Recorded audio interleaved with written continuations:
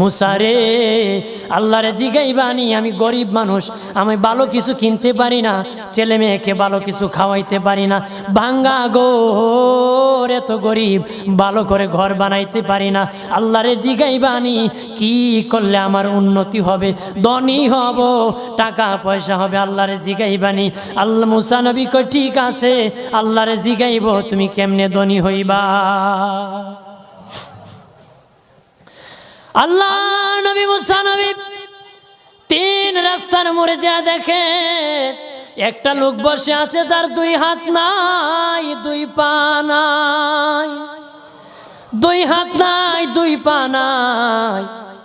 ওই লোক ডাক দিয়া কয়, মুসা রে, জীবনে কোনোদিন নিজে হাঁটতে পারি নাই, নিজ হাতে খেতে পারি নাই, কেউ খাওয়াইলে খাই, নতুবা উপবাস থাকি, বৃষ্টি আসলে ভিজি, সেখানে আমি